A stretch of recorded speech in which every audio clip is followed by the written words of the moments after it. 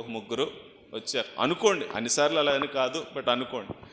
ఈసారి ఈయన ఏం చేశాడు అని అంటే, చూడండి నేను పని చేస్తున్నాను, నాతో పాటు ఇంకో తమ్ముడు కూడా పని చేస్తున్నారు, వచ్చిన మీ ఇద్దరు కూడా ఏం చేయాలి, ప్రభు కొరకు సాక్ష్యం ఇవ్వండి, ప్రభు కొరకు మీరు సువార్తను ప్రకటించండి. ఎందుకొరకు అనంటే సమయం చాలా సంకుచితంగా ఉంది. ఇప్పుడు ఎంతమంది వెళ్ళారో తెలుసా అండి? 4 కూడా వెళ్ళారు. ఎంతమందిని తీసుకొచ్చారు?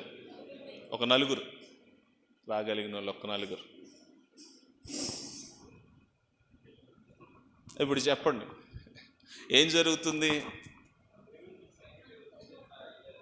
ఇక్కడ? ఏంటి అని అంటే ప్రాబ్లం ఏంటి అని అంటే పరిచర్య ప్రాబ్లం కాదు. ఈయన సువార్త ప్రకటిస్తున్నారు, బట్ ఈయన సువార్త ప్రకటించడంతో పాటు ఇంకొక పని చేస్తున్నారు. ఒక పని ఏంటంటే తనతో ఉన్నవారికి ఈయన నేర్పించట్లేదు. తనతో ఉన్నవారికి ఈయన ఏం చేస్తున్నారు, ఇది నా పని మాత్రమే కాదు, ఇది మీ పని కూడా. ఏది దేవుని రాజ్యాన్ని కడతా చెప్పండి? థ్యాంక్ యూ, కూర్చోండి. థ్యాంక్ యూ, కూర్చో. ఎందుకు సువార్త నేర్పించాలంటే విశ్వాసులకి, మీ సంఘంలో ఉన్న విశ్వాసులకు మీరు సువార్త నేర్పిస్తే మీ సంఘం ఇలా దీవించబడుతుంది. ఏమండి, కత్తిది తిప్పడం నేర్పించారనుకోండి, ఖాళీగా ఉంటారా? ఖాళీగా ఉండరు. అందుకని మన దగ్గర సామెత కూడా ఉంది. ఏంటి అని అంటే, ఒక వ్యక్తికి మీరు కటింగ్ చేయడం నేర్పించారనుకోండి, ఖాళీగా ఉందనుకోండి, ఏం చేస్తాడు? ఎవరికి కటింగ్ చేయాలి సామెత ఉందా లేదండి? ఆఖరికి ఎవరికి కటింగ్ చేస్తారనంటే, పిల్లి దొరికితే పిల్లికి కూడా. ఎందుకనంటే అది వచ్చు, విద్య. అది విద్య నేర్చుకున్నాడు ఖాళీగా ఉంచితే ఏం చేస్తాడు? ఉండలేడు. మీరు ఒక వ్యవసాయకుడిని తీసుకొని, వ్యవసాయం తెలిసినోడిని తీసుకొచ్చి ఒక ఖాళీ స్థలం ఇచ్చి కూర్చోమన్నారు అనుకోండి, కూర్చుంటాడా? ఆయన పని ఏంటి? ఆయనకు వచ్చిన విద్య ఏంటి? ఎలాగన్నా దున్నాలి, ఎలాగన్నా అక్కడ ఏది దొరికితే అది వేసేసి అక్కడ ఏదో ఒకలాగా. మనం చేయాల్సిన పని ఏంటి అని అంటే, ఎలాగైనా సరే మన దగ్గర ఉన్న విశ్వాసులకు ప్రార్థన చేయటం, నా బంధువుల కొరకు, నా మిత్రుల కొరకు, నా స్నేహితుల కొరకు, నా ఇరుగు పొరుగు వారి కొరకు కన్నీరు కార్చడం నేర్పించు. నాతో ఉన్నవారికి, నాతో పని చేస్తున్న వారికి నేను ఎలాగైనా సువార్తను ప్రకటించాలి. ఈ 2 మీరు నేర్పించగలిగితే ఖచ్చితంగా ఏమవుతుందో చెప్పండి, వారు ఖాళీగా ఉండరు. కాబట్టి ఈ పొలంలో మనం ఏం నేర్చుకోబోతున్నాము అని అంటే, ఎలా మన విశ్వాసులకు మనం సువార్త ప్రకటించడం నేర్పించాలి. మీకు ఇవ్వబడిన నోట్స్లో పేజ్ నెంబర్ 3 అనుకుంటానండి, 4 పేజ్ నెంబర్ 4లో మొట్టమొదటిగా ఒక టూల్, ఒక పరికరం. అదేంటి అని అంటే సాక్ష్యం సువార్త.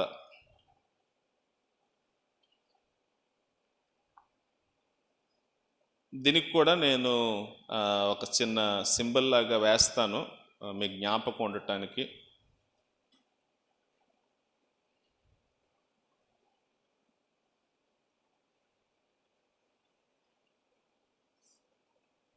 ఇది ఇంకా మీకు బాగా అర్థం అవుతుంది. 4 మాటల్ని కూడా ఇక్కడ ఉన్న సృష్టి, పాపం, యేసుక్రీస్తు యొక్క మరణం, పునరుత్థానం, ఇవన్నీ కూడా ఇంకా డీప్గా మీరు నేర్పించాలనుకుంటే మీ విశ్వాసులకు దీని గురించి నేర్పించవచ్చు.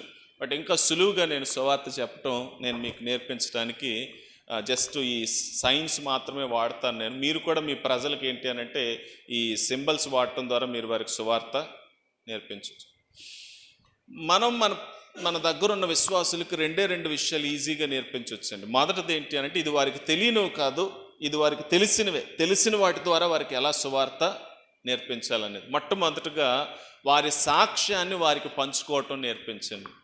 ఏం నేర్పించాలంటే అండి, సాక్ష్యం అందరికీ ఉంటుంది, దాన్ని పంచుకోవటం మనం నేర్పించాలి. ఈ రోజుల్లో సంఘానికి చాలామంది వస్తున్నారు, వారు ఇంకొకరికి ఎందుకు సువార్త చెప్పలేకపోతున్నారు, ఇంకొకరిని ఎందుకు ప్రభు దగ్గరకు తీసుకొని రాలేకపోతున్నారు అని అంటే 2 కారణాలు. మొదటిది, వారికి సాక్ష్యం లేకపోవచ్చు. సాక్ష్యం లేనివాడు క్రైస్తవుడే కాదు. రెండవది, సాక్ష్యం ఉందనుకోండి, ఆ సాక్ష్యాన్ని ఏం చేయట్లేదు, పంచుకోవట్లేదు. ఈ రెండింటిలో ఏదో ఒక కారణం అయి ఉండాలి. సాక్ష్యం లేకపోతే మనం ఏం చేయలేం. వాళ్ళకి మరలా మనం ఏం చెప్పాలి, వారికి బోధ చెప్పి వారి బ్రతుకు మార్చాలి, వారికి మరలా సువార్త చెప్పాలి, బుద్ధి చెప్పాలి. బట్ సాక్ష్యం ఉందనుకోండి, సాక్ష్యం ఉన్నోడికి మనం చేయాల్సిన పని ఏంటి అని అంటే, బాబు నీ సాక్ష్యం ఏంటో నువ్వు చెప్పటం నేర్చుకో. ఎలా చెప్పాలి సాక్ష్యం? మూడే మూడు మాటలు. అదేంటి అనంటే, యేసుక్రీస్తు ప్రభువుకు మునుపు జీవితం,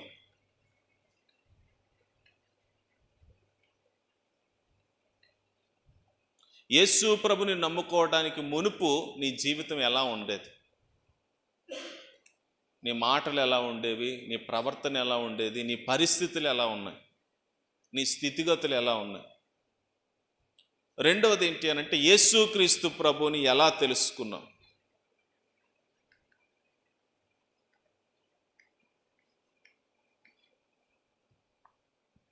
ఇలాంటి వాడవు, ఈ పరిస్థితిలో ఉన్న నీవు ఈ యేసుక్రీస్తు ప్రభువుని ఎలా తెలుసుకున్నావు? ఈయన్ని తెలుసుకున్న తరువాత నేడు నీ జీవితం ఏంటి? నీ బ్రతుకు ఈరోజు ఎలా ఉంది, ఎలా మారింది? ఆయన నీ పరిస్థితులను ఎలా మార్చాడు, నీ మాటలను ఎలా మార్చాడు, నీ ప్రవర్తన ఎలా మార్చాడు, నీ జీవితాన్ని ఎలా మార్చాడు? ఈ మూడు విషయాలు పంచుకుంటే ఇదే నిజంగా సాక్ష్యం అండి. ఇది మన విశ్వాసులు అందరూ కూడా చెప్పగలరు. ఎందుకొరకు అని అంటే, నిజంగా వారు యేసు ప్రభు దగ్గరకు వస్తే, వారు మారు మనస్సు పొందితే, వారు రక్షణ పొందితే, వారి జీవితంలో ఖచ్చితంగా ఈ మూడు పనులు జరిగే ఉంటాయి, జరగకుండా ఉండవు. ఇది అసాధ్యం. ఎందుకొరకంటే, యేసు ప్రభుని తాకిన వారు, యేసు ప్రభుని ముట్టిన వారు మారకుండా ఉండటం అసాధ్యం. ఎందుకొరకంటే, మనం మతాన్ని కాదు స్థాపిస్తుంది. మతాన్ని స్థాపిస్తే ఈ మూడు ఉండవు వాళ్ళ దగ్గర. నమ్ముకోక మునిపి ఎలా ఉంటాడో, నమ్ముకున్న తరువాత కూడా అలా ఉంటాడు. బట్టలు మారుతాయేమో, ప్లేస్ మారుద్దేమో, పుస్తకం మారుద్దేమో, మాట భాష తీరు మారుద్దేమో, సాంప్రదాయం మారుద్దేమో, బ్రతుకు మాత్రం మారదు. బట్ మనం ప్రకటించే యేసుక్రీస్తు నిజమైన దేవుడు, సజీవుడైన దేవుడు. ఆయన దగ్గరకు వచ్చేవారు, ఆయన్ని తాకేవారు, ఆయన్ని ముట్టేవారు ట్రాన్స్ఫర్మేషన్ అనేది లేకుండా బ్రతకలేరు.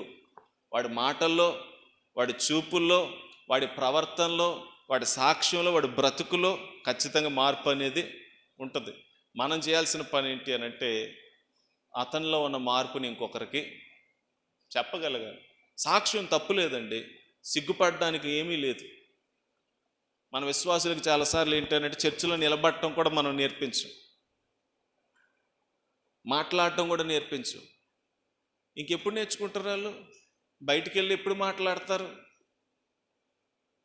వారికి నిలబడటం నేర్పించాలి, నడిపించడం నేర్పించాలి, మాట్లాడడం నేర్పించాలి. ఎందుకొరకు అని అంటే, రేపు వాళ్ళు ఏం చేయాలి? బయటికి వెళ్ళి సాక్ష్యం చెప్పాలి. మనం ఏదో వచ్చేసి కూర్చొని వెళ్ళిపోవటానికి కాదు మనం నిజంగా ఒక వ్యక్తిని లోపలికి తీసుకొచ్చింది. ఎందుకొరకు అంటే, మన పాయింట్ ఏంటి చెప్పండి? మల్టిప్లికేషన్, ఎడిషన్ కాదు. ఇది జరగాలి అని అంటే రావాలి, వచ్చిన వ్యక్తి నిలవబడాలి, తన సాక్ష్యాన్ని ఇంకొకరికి ధైర్యంగా చెప్పగలగాలి. ముఖ్యంగా ఎవరికి అనంటే, ముక్కు ముఖం తెలియని వాళ్ళకి తరువాత విషయం చెప్తే మంచిదే. బట్ ఎవరికి చెప్పగలగాలి అనంటే, తన బంధువులకు, పరిచయస్తులే కదా, రోజు మాట్లాడేవారే కదా. ఏమండి, బంధువులతో మాట్లాడతారు, ఇరుగు పొరుగు వాళ్ళతో మాట్లాడతారు, స్నేహితులతో మాట్లాడతారు. పని చేస్తున్నారు అనుకోండి, పని చేసేవారితో రోజు టచ్లోనే ఉంటారు. కాలేజీలో చదువుకునే ఫ్రెండ్స్తో రోజు మాట్లాడతారు. రోజు మాట్లాడేవారితో ఇది పంచుకోవటం కష్టమా? కష్టమేమి కాదు. ఎందుకు పంచుకోవాలండి అని అంటే, దీని వెనకాతల నిజంగా ఒక గొప్ప విషయం ఉంది. ఆ గొప్ప విషయం ఏంటో తెలుసండి? సాక్ష్యం మనుషులను ఆకర్షిస్తుంది.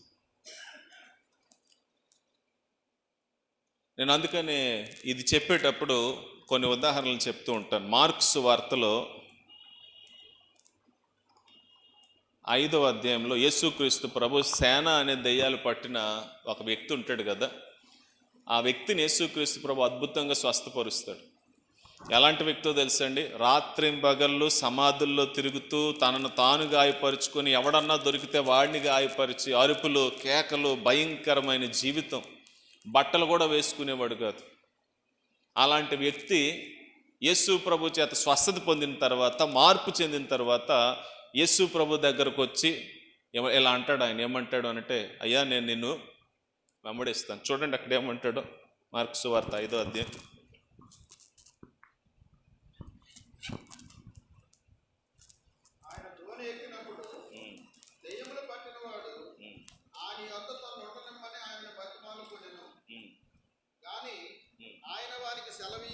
చూడండి, గాని ఆయన వానికి సెలవీయక. సెలవీయక అంటే అర్థం ఏంటి చెప్పండి?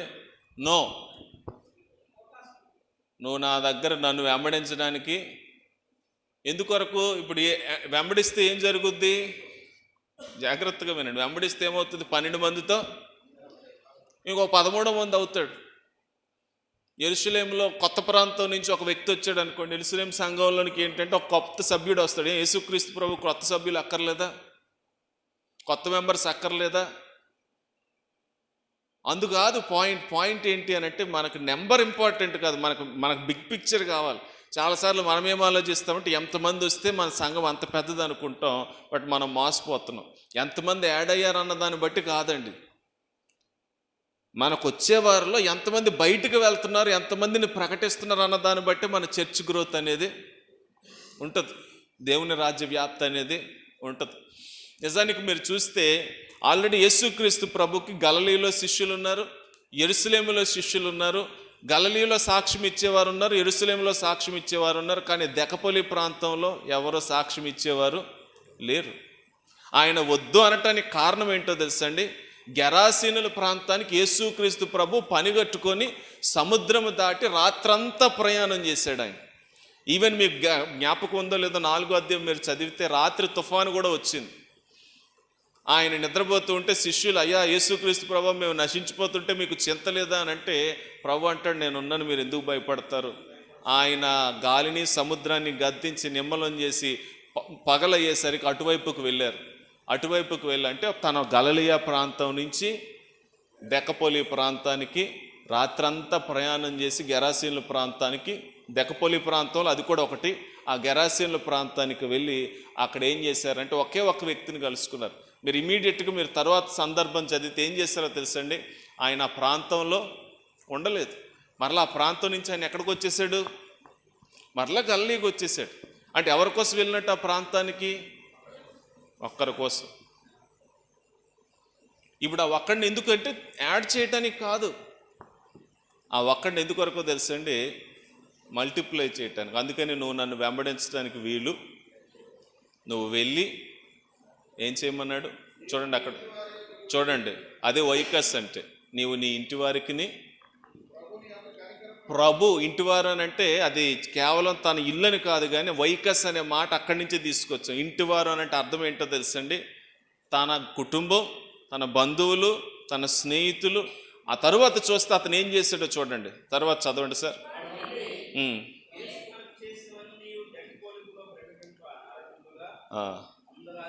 అందరూ ఆశ్చర్యపోయారు. ఇంటివారు మాత్రమే కాదు, ఎందుకొరకు అని అంటే ఇంటి దగ్గర మొదలు పెట్టాడు. అది ఎంత పెద్ద సాక్ష్యం అయింది అని అంటే దెకపొలి ప్రాంతం అంతటా కూడా ఉన్నవారిని ఆయన ఆశ్చర్యపరిచేలాగా ఏం చెప్పుంటాడు? నేను ఇలా ఉన్నాను, యేసు ప్రభువుని ఇలా కలుసుకున్నాను, ఆయన నా జీవితాన్ని ఇలా మార్చేశారు. అది ఆయన సాక్ష్యం. అందరూ ఆశ్చర్యపోయారంట, అందరూ అబ్బురిపోయారంట. అబ్బా, యేసుక్రీస్తు ప్రభు ఎంత గొప్పవాడా, ఎంత సామర్థ్యం కలిగినవాడా, ఎంత శక్తి కలిగినవాడా, ఆయన దయ్యాలపైన అధికారం కలిగినవాడా అని ఆశ్చర్యపోయారు. ఈవెన్ మీరు యోహాను సువార్త 4వ అధ్యాయం, సమరయ స్త్రీ, ఆమెను కూడా యేసు ప్రభు కలుసుకున్నప్పుడు, ఆమెతో కూడా యేసుక్రీస్తు ప్రభు మాట్లాడినప్పుడు, ఆమెను కూడా యేసుక్రీస్తు ప్రభు ముందు నీటిని అడిగారు. నీరంతా కూడా ఏమైంది అని అంటే జీవజలంగా ఆఖరికి మారింది. ప్రవక్తవా అని అంటే నేను ప్రవక్తను కాదు, మరి నువ్వెవరు అని అంటే నేను మెస్సియా అని యేసుక్రీస్తు ప్రభు తనను తాను పరిచయం చేసుకున్నారు. వెంటనే ఆమె తన ఆ కుండను అక్కడే పడేసి ఎక్కడికి వెళ్ళింది అని అంటే గ్రామంలోనికి వెళ్ళింది, సమరయ పట్టణంలోనికి వెళ్ళి. సమరయ పట్టణంలోనికి వెళ్ళి ఏం చేసింది?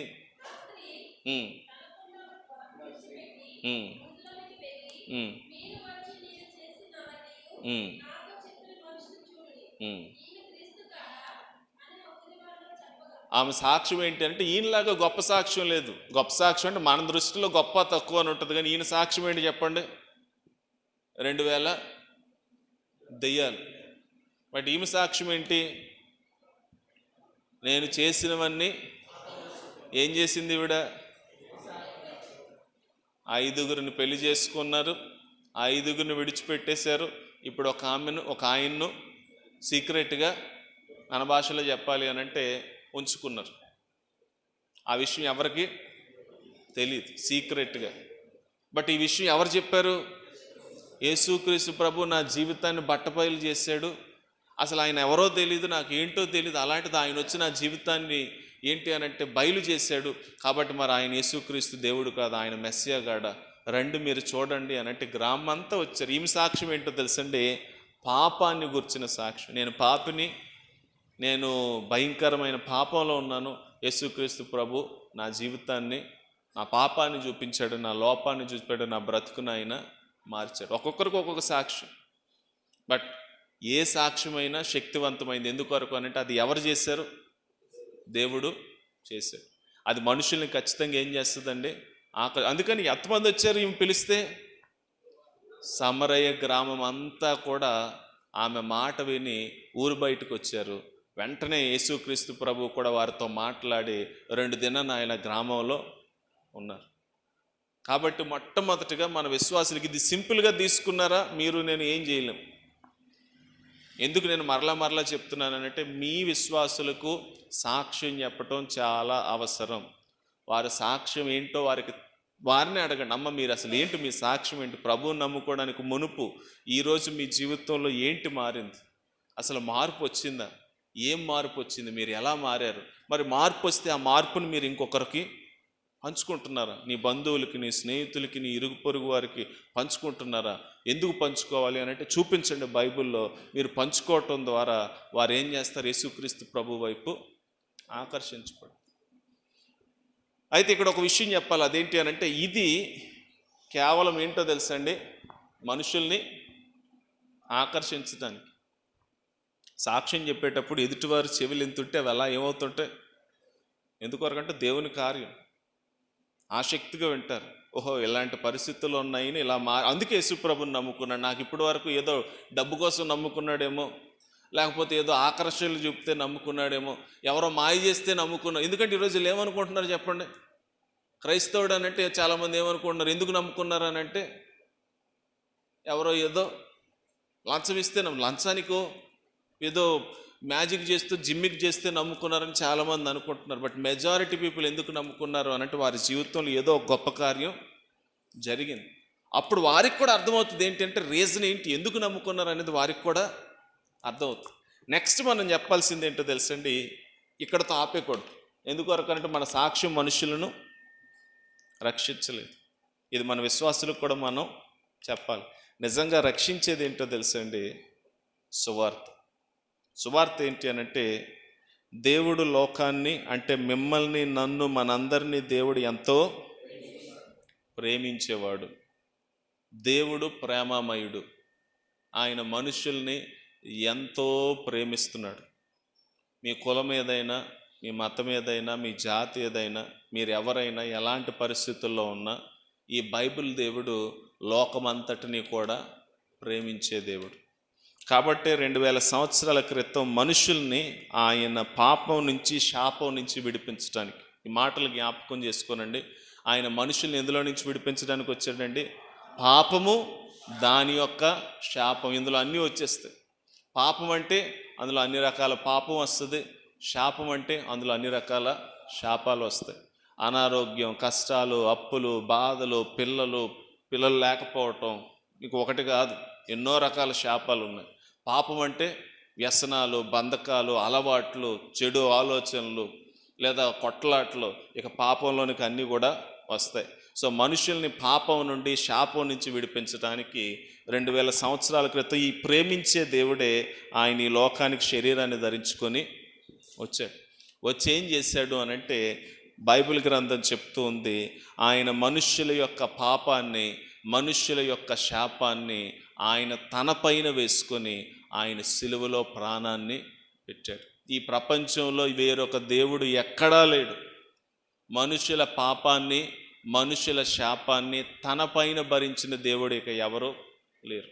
ఒకే ఒక్క దేవుడు, ప్రేమించిన దేవుడు ఈ లోకానికి వచ్చి సిలువను అనుభవించడానికి కారణమే మానవుని పాపం, మానవుని శాపం. ఆయన భరించాడు, సమాధి చేయబడ్డాడు. అలా అని ఆయన సమాధిలో ఉండిపోలేదు. చనిపోయిన ఈ దేవుడే మరలా ఏం చేశాడు అంటే మూడవ దినాన తిరిగి లేచాడు. ఇది ప్రపంచం ఎరిగిన సత్యం, ఇది ప్రపంచ చరిత్ర చెప్తూ ఉన్న సత్యం. ఎందుకొరకంటే నేటికి కూడా ఆయన సమాధి ఖాళీగానే ఉంది. నీవు ఈ విషయాన్ని నమ్మితే, నీవు ఈ విషయాన్ని అంగీకరిస్తే, నీవు ఈ విషయాన్ని ఒప్పుకుంటే, నా జీవితాన్ని మార్చిన ఈ శక్తివంతుడైన దేవుడు, ఈ ప్రేమ గల దేవుడు, ఈ ప్రాణం పెట్టిన దేవుడు నీ జీవితంలో ఉన్న పాపాన్ని, నీ జీవితంలో ఉన్న శాపాన్ని కూడా ఆయన ఏం చేయగలడు? తీసివేయగలడు, మార్చివేయగలడు. ఈ విషయాలు మనం నేర్పించలేమంటే ఇది చిన్న విషయం. ఎంతసేపు పట్టింది ఇది చెప్పడానికి? నాకు 2 నిమిషాలు పట్టిందా, 1 నిమిషం పట్టిందా?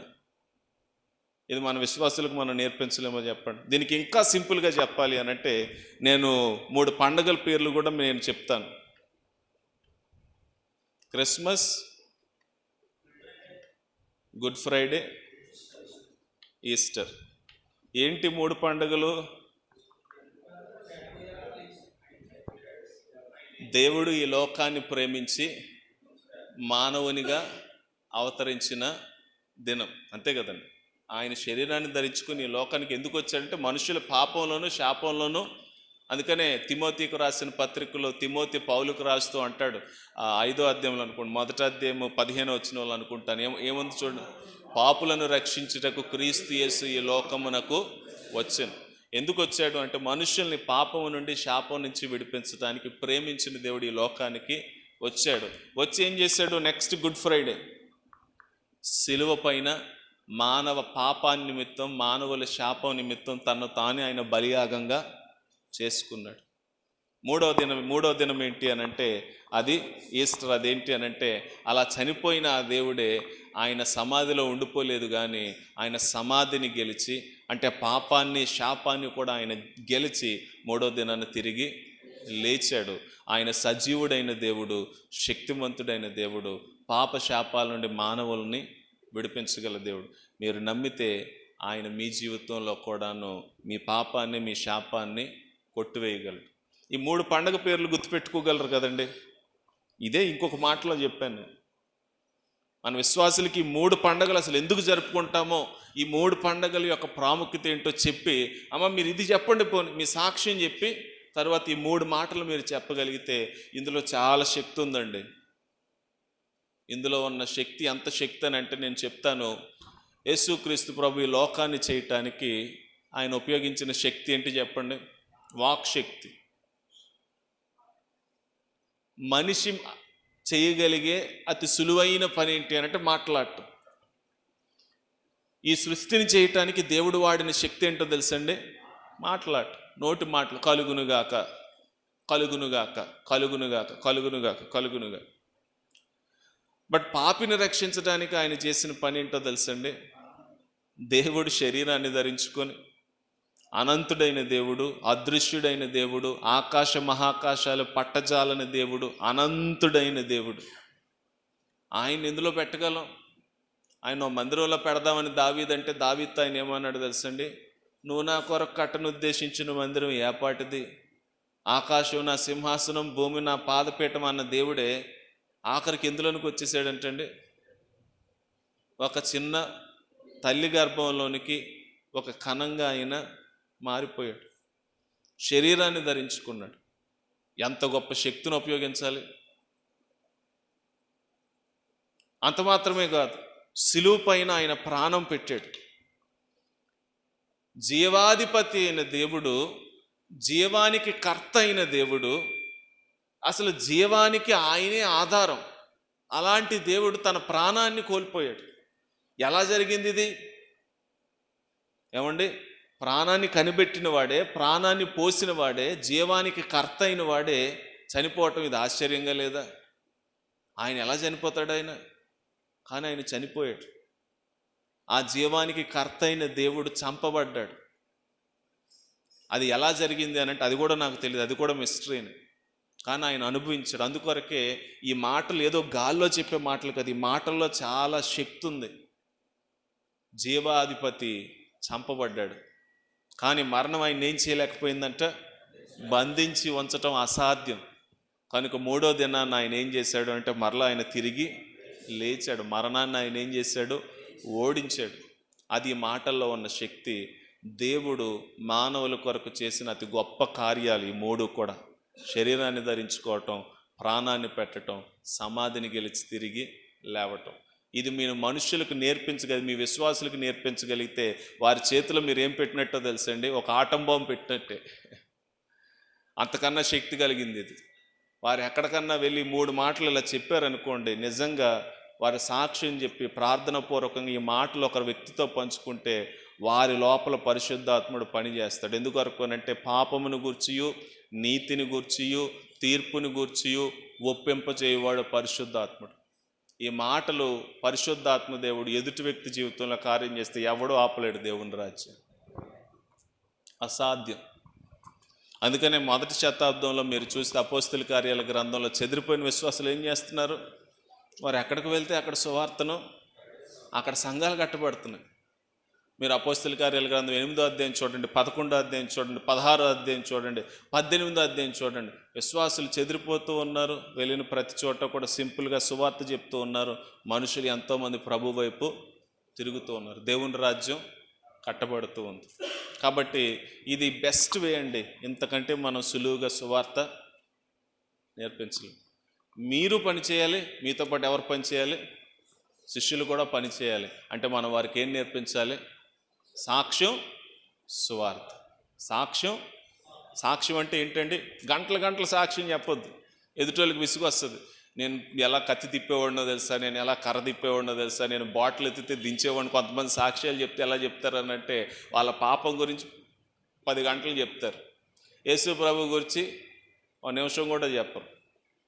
అది కాదు, సింపుల్గా మీ గతం ఏంటి 1 నిమిషం, మీరు యేసు ప్రభుని ఎలా తెలుసుకున్నారు 1 నిమిషం, తెలుసుకున్న తర్వాత ఈరోజు మీ జీవితం ఏంటి 1 నిమిషం. 3 నిమిషాల్లో సాక్ష్యం చెప్పండి, లేదా ఒక 5 నిమిషాల్లో చెప్పండి. ఎందుకంటే ఎదుటోళ్ళ దగ్గర ఎక్కువ టైము ఉండదు. యేసు ప్రభుని గురించి 3 మాటలు చెప్పండి. పరిశుద్ధాత్ముడి మీద ఆధారపడండి. పరిశుద్ధాత్ముడు ఏం చేస్తాడు? జీవితాన్ని మారుస్తాడు. ఇది ఒక పద్ధతి అండి. సులువుగా మన విశ్వాసులకు సువార్త ఎలా నేర్పించాలి.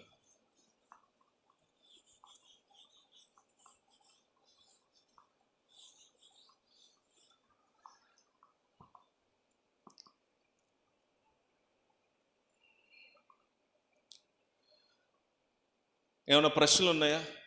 చేయగలమంటారా లేదంటారండి? చేయగలమా? ప్రాబ్లం ఏంటంటే మనతో ఉన్న సమస్య ఏంటంటే మనం ఒక సిస్టంలో ఉన్నాం.